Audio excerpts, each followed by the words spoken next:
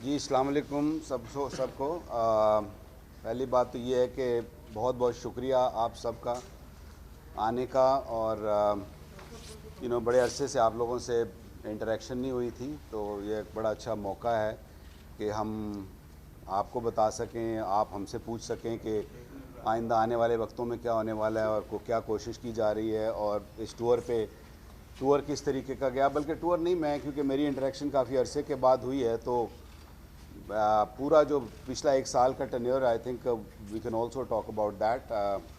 और मैं आपको ये भी बड़ा क्लियर कट बताना चाहता हूँ कि I am not here to hide behind anything. किसी चीज़ के पीछे मैं छुपने के लिए यहाँ नहीं आया हूँ।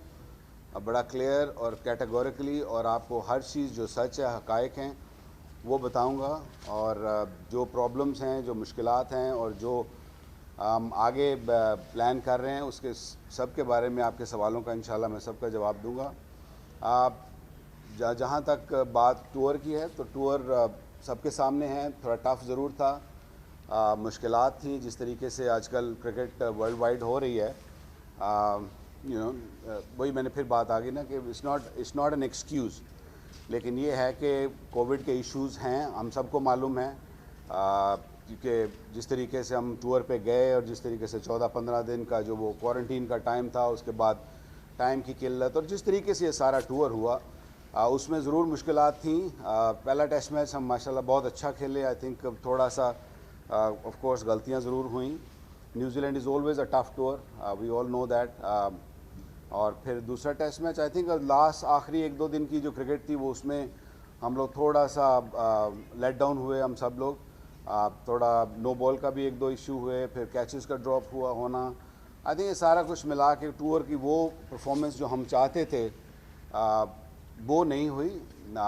लेकिन जो हालात हैं, जिसको देखा जाए, तो I think I am so proud of the bowlers कि जिस तरीके से उन्होंने इन मुश्किल हालात में दे कीप फाइटिंग। और जिस तरीके से हम ये टूर खेले, एज आई सेड के रिज़ल्ट उस तरह के नहीं आए जिस तरह हम चाहते थे। लेकिन हम लोग आगे इंशाल्लाह जो देख रहे हैं कि साउथ अफ्रीका आने वाला टूर या उससे further on, I think we are looking at building into a very very fine bowling lineup, very good team इंशाल्लाह।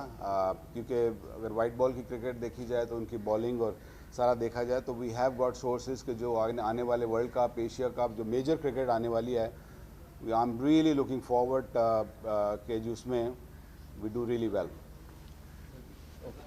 जी सोहेल इमरान। अभी ये बताइए कि आप साल की बात करते हैं, तो आपके बारे में जैसे दूसरा और आपके बारे में यही खासा पाया जाता है कि आप एक डिफेंसिव अप्रोच के साथ जो है टीम को आगे लेके चल रहे हैं। उसका जिस तरह मॉडर्न डे क्रिकेट है, उसका की क्रिकेट नहीं हो रही।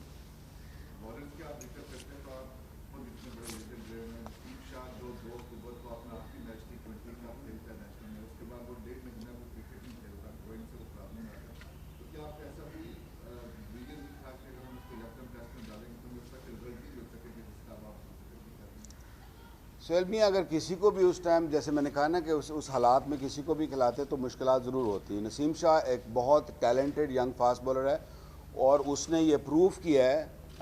आपने होम सीरीज़ में देखा होगा अगेंस्ट श्रीलंका, अगेंस्ट बांग्लादेश के जिस तरीके से उसने बॉलिंग की है, हैट्रिक ली उसने कराची में, और ही इज़ बीन आउटस्टैंडिंग। और मुझे कोई उसमें शक नहीं है कि 18 साल का एक बच्चा जो कि अभी क्रिकेट लर्न कर रहा है, जिसने बहुत ज़्यादा क्रिकेट नहीं खेली है, he is stepping up and up. और इंशाल्लाह आने वाले वक्तों में he'll be force for Pakistan. मुझे इसमें कोई शक नहीं है। ना सिर्फ नसीम शाह, मैं ये कहूँगा कि मुझे बाकी बॉलरों ने भी जिस तरह से ग्रो किया है over the last 6 month 8 months, सारी मुश्किलात के बावजूद, आइसोलेशन, कोविड, मेंटल हेल्थ, और जो इश्यूज़ हैं उसके बावजूद, आई think he is doing a wonderful job. Defensive approach शायद गालिबन एक बना दिया गया है कि डिफेंसिव अप्रोच है। I think test match cricket की जो बॉलिंग है, मैंने ऑलमोस्ट 100 टेस्ट मैच खेले हैं, और मेरी हमेशा से एग्रेसिव अप्रोच रही है। हमेशा से एग्रेसिव अप्रोच रही है, और मैं हमेशा यही चाहूँगा कि पाकिस्तान की टीम भी अग्रेसिव हो, और वही कोशिश की जा रही है। और हम इंशाल्लाह पूरा कोशिश करते हैं कि जो टेस्ट मैच में रिक्वायरमेंट है उसी तरह की बॉलिंग की जाए। आप वर्ल्ड वाइड भी देखेंगे तो there is a method to a test match cricket, that's not one day cricket. One day cricket different है, क्रिकेट ओवरऑल ऐसे जैसे आपने कहा कि क्रिकेट बदल गई है, so we working on that कि आप जो मैथड है टेस्ट मैच क्रिकेट का उस पर बॉलिंग की जाए। जी सर। बुखार में ये बताइएगा कि क्रिकेट कमेटी को साबिक टेस्ट क्रिकेटर और जो नाकिबिन है वो रबर स्टैम्प का नाम देते रहे हैं। अब जिस तरह का डिसीजन आया है, बड़ी चरमगोइयाँ हो रही थी, उसके ऊपर आप क्या कहेंगे? देखिए आई थिंक इस पर मुझे नहीं कोई ज़्यादा कमेंट करना चाहिए। आई थिंक ये कमेंट प्रॉब्ली बेटर होगा अगर क्रिकेट कमेटी इससे आप ये सवाल करें तो वो अगर आपको जवाब दें तो मेरा ख्याल है बेहतर होगा। वकार भाई, खबरें चल रही हैं कि हेड कोच से जो प्लेइंग 11 में उनकी जो राय है वो जो है ख़त्म कर दी गई है, उनको इख्तियार ले लिया गया है। तो ये जो है वो सिर्फ कोचेस को ट्रेनिंग तक महदूद कर दिया गया है। तो न्यूजीलैंड सीरीज़ में क्या हुआ था और आगे जो साउथ अफ्रीका है तो उस सीरीज़ में ये जो है अमल होगा इस पर? देखिए ये खबरें चल रही हैं ना, आपने खुद ही जवाब दे दिया कि खबरें चल रही हैं, अभी इसमें कोई मैच्योरिटी नहीं है इस बात में। और मेरा नहीं ख्याल इतना पैनिक करने की ज़रूरत है। हम सब पाकिस्तान के लिए और पाकिस्तान की बेहतरी के लिए काम करते हैं और करना चाहते हैं और करेंगे इंशाल्लाह। तो जो खबरें हैं वो खबरों की हद तक ही रहें तो बेहतर है, जब तक कोई मैच्योरिटी ना आए। एक सेकंड अच्छा भाई।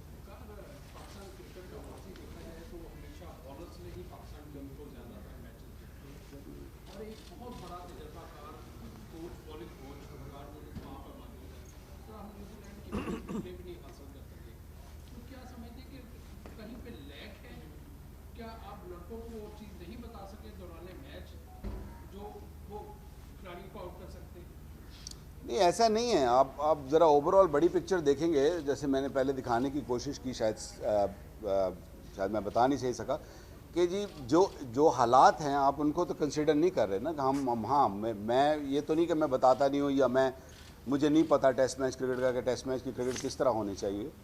बिल्कुल पूरी तरह इन्फॉर्म किया जाता है, हर चीज़ होती है, बट सर्कमस्टांसेस ऐसे हैं कि उतनी प्रेपरेशन जितनी होनी चाहिए थी उतनी प्रेपरेशन नहीं हो सकी। अगर आप देखें ना कि 14 दिन का जो कोविड टाइम था, इट इज़ नॉट ईजी। और मेडिकली भी प्रूवन है ये कि अगर आप एक दिन कमरे में बंद रहते हैं, आई डोंट नो कि आप में से किसी ने भी 14 दिन का क्वारंटीन अभी तक किया या नहीं किया, लेकिन इट इज़ टफ है ना। मैं तो 2 दफ़ा तकरीबन कर बैठा हूँ, तो it is very very difficult. और मेडिकली प्रूवन है कि अगर आप एक दिन कमरे में बंद रहते हैं तो आपको 2 दिन के मसल वेस्टेज होती है। और ये तो they are the top athletes, they needs to be training every day. So उसकी वजह से भी कुछ ऐसे इशू आए हैं जो हम नहीं जीत सके। बुखार भाई आपके बारे में कहा जा रहा है कि जब टीम हारी थी आप छोड़ कर अपनी फैमिली को मिलने आ गए, और दूसरा ये कि मोहम्मद आमिर ने बड़े सख्त इंतजाम आपको वापस करने पाए, तो क्या मैं ये तो इस पर तो बहुत मेरा ख्याल है गलत बात है ये कहना कि मैं टीम को छोड़ के आ गया, क्योंकि मैं पिछले, ये याद रहे कि पिछले 7 महीने से मैं अपनी फैमिली को नहीं मिला। और मैंने ये बहुत पहले ये बात क्रिकेट बोर्ड को बता चुका था और उनसे ये परमिशन ले चुका था कि सेकंड टेस्ट में अगर मुझे ऑफ मिल जाएगा तो मैं फैमिली के साथ थोड़ा सा टाइम गुजार सकूँगा। और याद रहे कि cricket is not the end of the world. आपको दुनिया में और भी और ज़िंदगी में और भी चीज़ें हैं जो इम्पोर्टेंट होती हैं। तो I think that was the reason कि मैं आया। और इसमें कोई ऐसा हरगिज़ नहीं है कि मैं टीम को ना कभी पहले छोड़ के गया और ना कभी आइंदा छोड़ के जाऊंगा। ये टीम मुझे बहुत अजीज़ है, मैंने हमेशा पाकिस्तान टीम के लिए बेस्ट करने की कोशिश की है, as a player, as a कप्तान, एज अ कोच। जब भी मुझे अपॉर्चुनिटी मिली है, I have tried my level best to take this Pakistan team forward. और जहाँ तक आमिर का सवाल है, बड़ा मुझे तकलीफ़ और दुख हुई और बड़ा अनफॉर्चुनेट है कि जिस तरीके से उन्होंने ये सारे बयानात दिए और जिस तरीके से एग्ज़िट उन्होंने क्रिकेट में से किया। I think is a wonderful cricketer, इसमें कोई शक नहीं है उसमें। बट अनफॉर्चुनेट है क्योंकि अगर मुझे पूछेंगे तो मैं तो उन बंदों में से हूँ जो उसका एडवोकेट किया था कि उसको वापस आना चाहिए। और मैं सबसे लड़ा भी था इस मामले में, नजम सेठी साहब से भी मैं लड़ा था कि नहीं आना चाहिए। लड़कों से भी मैंने बात की थी कि वी शुड एक्सेप्ट हिम, बच्चा था, गलती हुई है, हो जाती हैं चीज़ें। तो उसके बाद इस तरह के बयानात देना तो ये थोड़ा सा नामुनासिब था। और मैं समझता हूँ कि अगर इंसान की या बॉलर की किसी की भी, हमारे करियर में भी ऐसा हुआ है कि अगर बैड फॉर्म आती है या अच्छी बॉलिंग नहीं हो रही होती तो आप क्या करते हैं, you go to the first class cricket, you prove yourself right और आप फिर वापस आते हो, चाहे वो एक जूनियर मोस्ट क्रिकेटर हो या सबसे बड़ा क्रिकेटर टीम में हो। तो ये एक इसीलिए फर्स्ट क्लास क्रिकेट होती है ताकि आपकी इंटरनेशनल क्रिकेट बेहतर हो सके। तो तकलीफ दह बात थी, अनफॉर्चुनेट वे कि जिस तरीके से एग्ज़िट किया है उसने, और बाकी सारी चीज़ें मेरा ख्याल है मिसबा ने काफ़ी बेहतरी से एक्सप्लेन कर दिया, and I have got the same mindset about that. Sheikh sir, Waqar ये बताइएगा कि एक क्रिकेट कमेटी ने खबरों के बाद एक नई लाइफलाइन दी है आपको कि जनूबी अफ्रीका के खिलाफ भी आपको एक मौका दे दिया गया। अब बताओ कितना दबाव होएगा, एक तो ये बता दें, दूसरा ये है कि आम ख्याल है कि आप को कमेंटेटर ज़्यादा का माना जाता है और कोच कम, इस पर क्या कहेंगे? पहली बात तो ये कि ये परफॉर्मेंस बेस्ड है। यू नो, जब आप इंटरनेशनल क्रिकेट में कोचिंग करते हैं या खेलते हैं कि कोई बंदा कोई बैट्समैन जैसे सपोजिंगली परफॉर्म नहीं करता तो वो you know it goes back, वो उसको परफॉर्मेंस बेस्ड है ना, इस लेवल पे। तो इसी तरह कोचिंग भी परफॉर्मेंस बेस्ड है। यू नो, अगर परफॉर्मेंस होएगी, आप अच्छा करेंगे तो आपको आगे आगे अपॉर्चुनिटी मिलती चली जाएगी, और हम भी यही कोशिश कर रहे हैं कि ये हो। और ये बड़ा अच्छा था कि ये क्रिकेट कमेटी ने, मेरा तो पहला इत्तेफाक था क्रिकेट कमेटी के सामने, ये ऑल्दो मैंने हेड कोच की जॉब भी एक दो दफ़ा की है पहले भी, मेरा पहला इत्तेफाक था उनके साथ बात करने का, मिलने का, और मुझे तो बड़ा अच्छा लगा। वो इसलिए अच्छा लगा कि क्रिकेटर्स ने बैठ के क्रिकेट की बात की, क्रिकेट की इम्प्रूवमेंट की बात की, क्रिकेट की बेहतरी की बात की, अच्छे सवालात हुए जैसे आप कर रहे हैं, इसी तरह उन्होंने भी मुझे सवालात किए और मैंने उनके ओपन जवाब दिए और बड़ी अच्छी डिस्कशंस हुई। और मैं चाहूँगा कि ये इस तरह की क्रिकेट कमेटी की जो मीटिंग्स हैं ये आइंदा भी होती रहें। यू नो, उसमें ये नहीं कि मैं हूँ या कोई हो, जो भी हो, आइंदा भी होनी चाहिए और रेगुलर बेसिस पे होनी चाहिए, ताकि क्रिकेट की बेहतरी के लिए क्रिकेटर्स बैठकर अच्छा क्रिकेट के लिए फ़ैसले कर सकें और क्रिकेट की बेहतरी के लिए बेहतर कर सकें। दबाव होएगा फिर? दबाव तो सारी ज़िंदगी मैंने लिया है, ये कोई नई बात नहीं होगी। भाई ये बताइएगा कि जिस तरह परफॉर्मेंस रही है जनूबी अफ्रीका के खिलाफ बॉलर्स की, न्यूजीलैंड के खिलाफ, तो जनूबी अफ्रीका सीरीज होने जा रही है जी जी। तो आप प्रियंका बॉलिंग कोच जो है वो समझते हैं कि टीम में बॉलिंग चेंजिंग जो है होनी चाहिए? दूसरा ये बताइएगा फास्ट बॉलर्स बड़े डिमोटिवेट नजर आ रहे हैं, जिस तरह जुनैद खान को पीएसएल में सेलेक्ट नहीं किया गया, एहसान आदिल की जानब से भी एक ट्वीट आया, तो इसका कितना जो है वो डोमेस्टिक क्रिकेट में नुकसान हो रहा है कि प्लेयर्स जो है बड़े डिमोटिवेट नजर आ रहे हैं जब उन्हें सेलेक्ट नहीं किया जाता? देखिए, पीएसएल का मैं नहीं जवाब दे सकता क्योंकि that's purely franchise based selection होती है और इसे शॉर्ट टूर्नामेंट होता है, उनकी अपनी मजबूरियाँ या उनका अपना थॉट प्रोसेस होता है कि वो किस तरीके से अपने प्लेयर्स को सेलेक्ट करते हैं। दूसरा सवाल क्या था जी? जनूबी अफ्रीका के लिए बॉलिंग में कोई चेंजिंग जो है वो चाहेंगे? वो अभी देखिए, जो नई सिलेक्शन कमेटी आई है वो ऑफ कोर्स डिसाइड करेंगे, अगर मशवरा करेंगे तो ज़रूर उनको हम मशवरा देंगे कि क्या होना चाहिए क्या नहीं होना चाहिए। बाकी at the end final verdict उनका होगा, जो भी होगा इंशाल्लाह पाकिस्तान की बेहतरी के लिए होगा। बाकी तो काफ़ी 2002 में जब आप ऑस्ट्रेलिया के खिलाफ कप्तान के, शारजा में एक दिन में पाकिस्तान 2 दफ़ा 60 का हुआ था, शायद तब भी इतनी तनकीद नहीं हुई थी जितनी इस न्यूजीलैंड टूर पे आप पे हुई कि आपको स्कूल की कोचिंग के लिए भी कोई न रखे। इस पर क्या कहेंगे आप? खैर मैं क्या कहूँ इस पर, जिसने भी ये बात की है, आई मीन मैं उसको क्या कुछ नहीं कहना चाहता क्योंकि मैं I am more focused on what I need to do, और जो मेरा काम है मैं उस पर फोकस हूँ।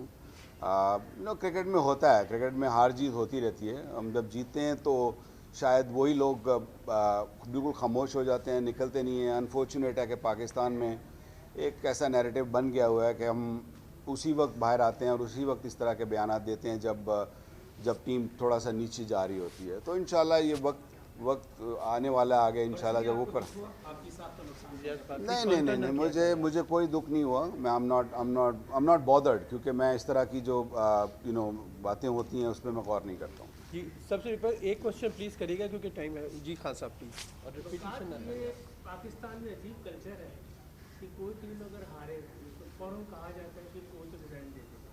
जी, क्या आप समझते हैं कि खिलाड़ियों पर कोई बात नहीं करता कि उससे परफॉर्मेंस सही नहीं हुई, तो क्या आप समझते हैं कि कल्चर को चेंज होना चाहिए? पाकिस्तान क्रिकेट बोर्ड को भी इस बारे में संजीदगी से सोचना चाहिए। आई थिंक यू नो, जैसे आपने कहा ना कि कोचेस फ्रंट लाइन में आ जाते हैं, तो मैं ये समझता हूँ कि क्रिकेट, क्योंकि एक किसी को जब जिम्मेदारी दी जाती है तो उसको ऑफ कोर्स उसको टाइम और अपॉर्चुनिटी उतनी देनी चाहिए। क्रिटिक्स को ज़रूर बोलना चाहिए, क्योंकि क्रिटिक्स नहीं बोलेंगे तो हमारी बेहतरी नहीं होगी, हमें पता नहीं चलेगा कई खामियों का, तो हम नोट नहीं कर सकेंगे। तो मैं ये समझता हूँ कि अपॉर्चुनिटी ज़रूर मिलनी चाहिए और कंप्लीट मिलनी चाहिए। तो जैसे बाकी इदारों में, सियासत में जैसे होता है कि अगर आपको टेन्योर है, you should get that opportunity and try to get the best. Abu बकर।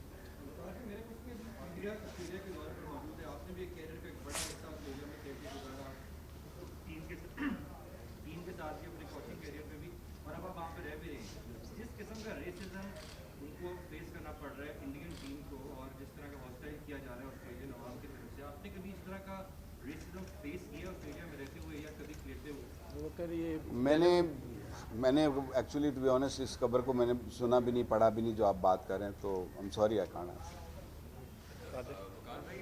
बाबर और इमाम जाते हैं इंजर्ड होकर वापस आते हैं और इंजरी का बायस बनते हैं फिजियो और डॉक्टर, जो टीम डॉक्टर हैं वो उनको थ्रो डाउन प्रैक्टिस करवाते हैं, हमें जहाँ तक पता लगा। तो ये काम कोचेस का नहीं है कि नॉन प्रोफेशनल बंदे जो थ्रो डाउन प्रैक्टिस करवाएं और वो इंजर्ड भी कर दें प्लेयर्स को, मेन प्लेयर्स को? देखिए ये अब यहाँ हम बैठ के जो मर्ज़ी कहते रहें, वहाँ की जो पिक्चर है वो डिफरेंट है। ये कह देना कि जो फिजियो ट्रेनर किसी ने किया है, नहीं, ऐसा बात नहीं है। ये नॉर्मल रूटीन होती है। बॉल लगना कोई बड़ी बात नहीं है, इंजर्ड होना कोई बड़ी बात नहीं, क्रिकेट का एक हिस्सा है। बॉल लग गई, इंजर्ड हो गए, अनफॉर्चुनेट, नुकसान हुआ पाकिस्तान को, क्योंकि बाबर का ना होना भी एक बहुत बड़ा फैक्टर था कि जिसमें हमारी बैटिंग उस तरीके से ना कर सकी, परफॉर्म ना कर सकी।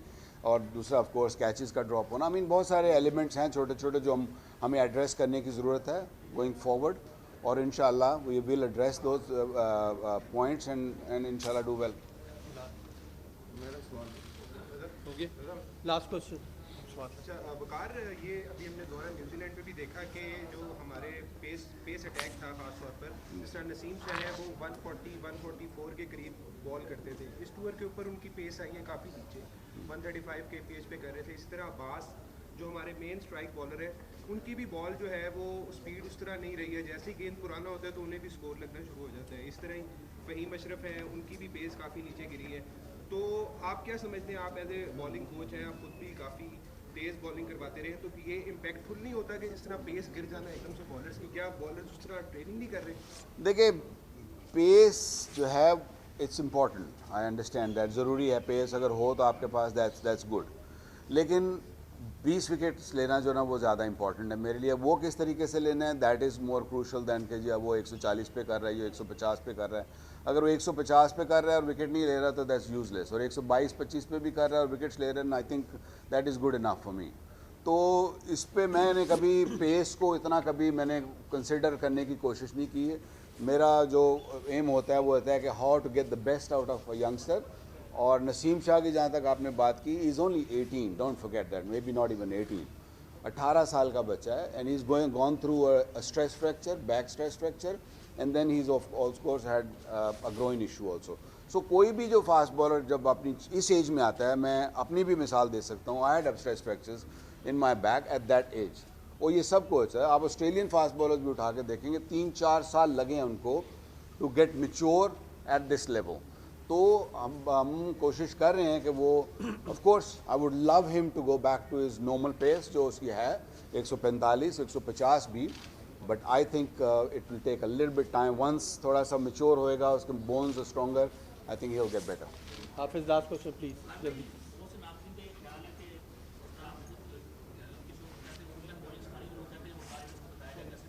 जी जी,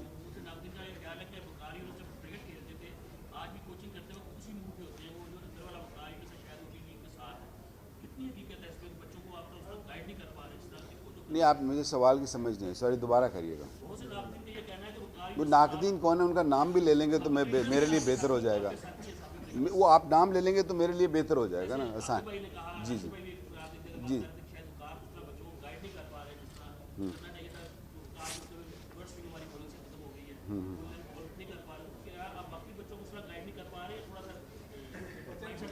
हाँ जी, बच्चे खराब हो गए, बच्चे नहीं सही करे। नहीं बच्चे तो बहुत अच्छे हैं जी, इसमें तो कोई शक नहीं है।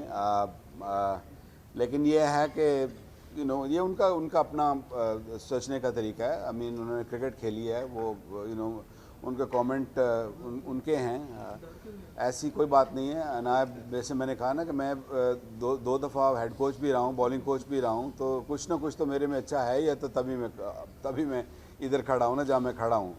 तो बैठकर बातें करना बड़ा आसान होता है, जैसे कहा ना कमेंट्री बड़ी आसान काम है कि आप क्रिटिक्स के दूसरी साइड पे हो। तो I love my job and I think I am right on target कि जो अचीव करना चाह रहे हैं, जो वाइट बॉल क्रिकेट में, जो रेड बॉल क्रिकेट में, yes there are little bit issues जो हमें सॉल्व करने, जो मुझे सॉल्व करने हैं बॉलर्स के। इंशाल्लाह आप देखेंगे नियर फ्यूचर में यू विल सी कि वो चीज़ें बेहतर होंगी। और ये आप ही यहीं खड़े होकर सवाल कर रहे हैं कि very well done. Thank you.